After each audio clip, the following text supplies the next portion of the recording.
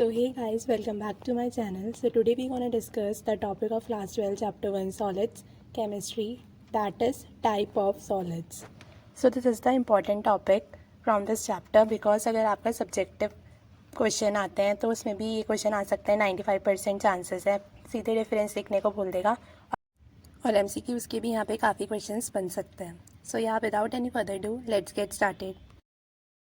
तो सबसे पहला डिफरेंस है क्रिस्टलाइन और अमॉर्फस सॉलिड्स के बीच में. आप ना सबसे पहले ऐसे समझ लो कि जो क्रिस्टलाइन सॉलिड्स होते हैं वो ट्रू सॉलिड्स होते हैं. क्रिस्टलाइन सॉलिड्स ट्रू सॉलिड्स होते हैं, जबकि जो अमॉर्फस सॉलिड्स हैं वो सूडो सॉलिड्स हैं या फिर सुपर कूल्ड लिक्विड है. ठीक है, तो जो क्रिस्टलाइन सॉलिड्स हैं उन्हें हम ट्रू सॉलिड्स ही बोल रहे हैं. तो अगर आपको पता होगा, आपने अपनी प्रीवियस क्लासेस में भी पढ़ा होगा कि ट्रू सॉलिड्स वो होते हैं या सॉलिड्स वो होते हैं जिनकी रिजिड शेप होती है, साइज होता है, डेफिनेट मास होती है, डेफिनेट वॉल्यूम होती है. अमॉर्फस सॉलिड है वो सूडो सॉलिड्स हैं. Pseudo means false. ठीक है, तो ये फॉल्स सॉलिड यानी कि कहीं ना कहीं इनमें लिक्विड्स की प्रॉपर्टीज़ भी होती है अमॉर्फस सॉलिड में, इसलिए इनका दूसरा नाम क्या है, सुपर कूल्ड लिक्विड. क्या the next point is crystalline solids को अगर हम ट्रू सॉलिड्स बोल रहे हैं तो ऑब्वियसली बात है उनका शेप कैसा होगा, रेगुलर होगा, और अमॉर्फस सॉलिड्स का इरेगुलर होगा. तो दो डिफरेंसेस तो यहीं क्लियर हो जाने चाहिए कि क्रिस्टलाइन सॉलिड्स रेगुलर शेप है, ट्रू सॉलिड्स होता है, अमॉर्फस सॉलिड इरेगुलर शेप होता है, और सूडो सॉलिड या फिर इन्हें हम सुपर कूल्ड लिक्विड्स बोलते हैं. Now the third point is crystalline solids have definite heat of fusion. इनकी जो हीट ऑफ फ्यूजन है वो डेफिनेट होती है क्योंकि आप इन्हें इतनी हीट दो, मान लो 50 किलो जूल पर, तो बस ये 50 किलो जूल क्या होंगे, हीट होंगे. ठीक है, और इनकी क्या होती है, इनकी do not have definite heat of fusion, इनकी डेफिनेट हीट ऑफ फ्यूजन नहीं होती. ऐसे ही अगला पॉइंट है कि क्रिस्टलाइन सॉलिड्स में हैव शार्प मेल्टिंग पॉइंट. इनका शार्प मेल्टिंग पॉइंट है, कर ले लेट अस अज्यूम 800 केल्विन है, तो ये 800 केल्विन पर ही क्या होंगे, मेल्ट होंगे. बट जो अमॉर्फस हैं they have range of melting point. इनके रेंज ऑफ मेल्टिंग पॉइंट है, यानी कि ऐसा होगा कि 500 केल्विन से लेके 800 केल्विन तक कि कहीं भी बीच में किसी भी टेम्परेचर पे क्या हो सकते हैं, मेल्ट हो सकते हैं. But crystalline solids have sharp melting point whereas amorphous solids have range of melting point.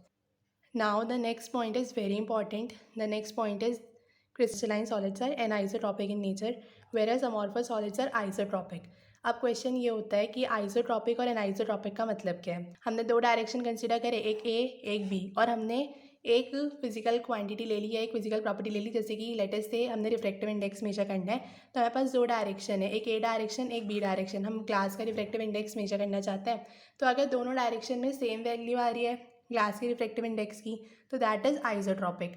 But अगर डिफरेंट वैल्यू आ रही है तो वो अनाइसोट्रॉपिक. तो अनाइसोट्रॉपिक इन नेचर मतलब different value of physical property in different direction, और आइसोट्रॉपिक क्या है, सेम फिजिकल प्रॉपर्टी या same value of physical property in different direction. उसके बाद है कि crystalline solids are long range order. ये लॉन्ग रेंज ऑर्डर के सॉलिड्स होते हैं whereas amorphous are short range order. So okay, now the next point is crystalline solids show the property of cleavage whereas amorphous solid do not show the property of cleavage.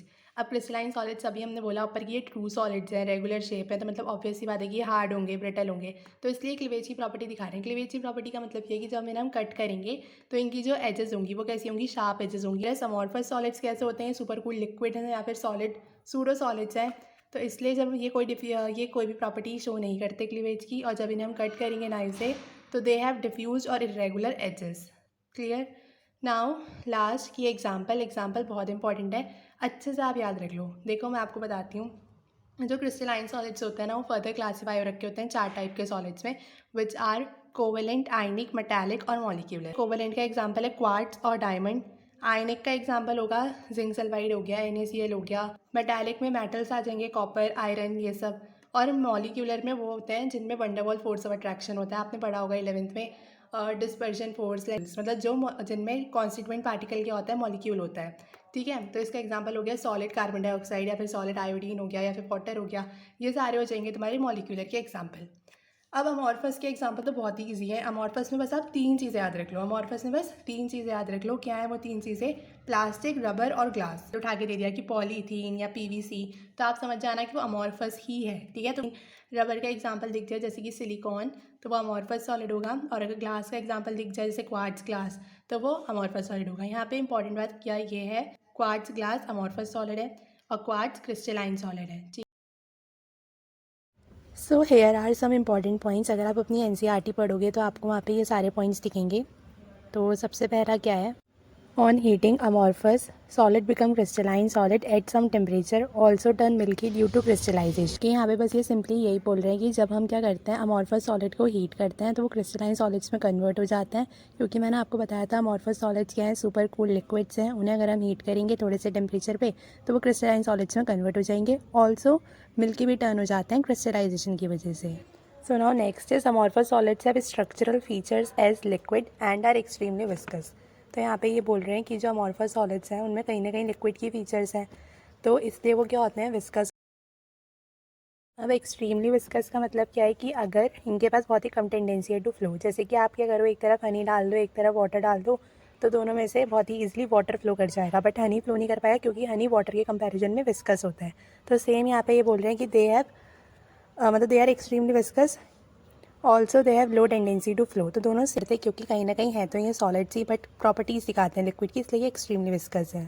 समझ में इसका ना एक आपने देखा भी होगा कि अगर आपने कहीं देखा होगा कि आपके स्कूल्स में या फिर किसी बिल्डिंग्स में क्या होता है, ग्लास पेन्स लगे होते हैं, तो पहले जब हम उन्हें शुरू में लगाते हैं तो बिल्कुल ठीक होते हैं, बट बाद में क्या हो जाता है, ठीक है, नीचे से ब्रॉड हो जाता है, ऊपर थिन रह जाता है। ऐसा इसलिए होता है क्योंकि वो अमॉर्फस सॉलिड होता है। अभी मैंने आपको बताया कि जितने भी ग्लास होते हैं वो सारे क्या होते हैं, अमॉर्फस सॉलिड्स। तो अमॉर्फस सॉलिड क्या कर रहे हैं, एक्सट्रीमली विस्कस है या फिर इनके पास लो टेंडेंसी है टू फ्लो। तो जब बहुत साल हो जाते हैं उन्हें लगे लगे तो वो क्या कर जाते हैं, थोड़ा सा फ्लो कर जाते हैं, नीचे को आते हैं, ऐसे नीचे फ्लो कर गए इसलिए, ठीक है। Now apart from these there are another type of solid, या there are another class of solids which are polycrystalline solids। polycrystalline solids क्या होते हैं, तो there are some solids which apparently appear amorphous but have microcrystalline arrangement। तो ये क्या बोल रहे हैं कि कुछ ऐसे सॉलिड्स होते हैं जो लिखते तो हमें अमॉर्फस की तरह हैं बट वो अमॉर्फस होते नहीं है, क्योंकि उनका क्या होता है, माइक्रो क्रिस्टलाइन अरेंजमेंट्स होते हैं, क्योंकि उनमें क्या होता है, माइक्रो क्रिस्टलाइन अरेंजमेंट होता है, यानी कि कहीं ना कहीं ये अमॉर्फस और क्रिस्टलाइन दोनों का मिक्सचर है। अगर आप इनके एक सिंगल क्रिस्टल को देखोगे तो वो आपको एनाइसोट्रॉपिक लगेगा, यानी कि क्रिस्टलाइन की तरह प्रॉपर्टी शो करेगा एक single crystal, but as a whole sample they appear as isotropic, यानी कि अमॉर्फस की तरह दिखते हैं पूरे, as a whole sample isotropic दिखते हैं, बट अगर हम एक सिंगल क्रिस्टल की बात करें तो वो अनआइसोट्रॉपिक होता है क्योंकि अरेंजमेंट कैसा है, माइक्रो क्रिस्टलाइन है। So this is it, I hope you understand the video and subscribe the channel. Thank you for watching.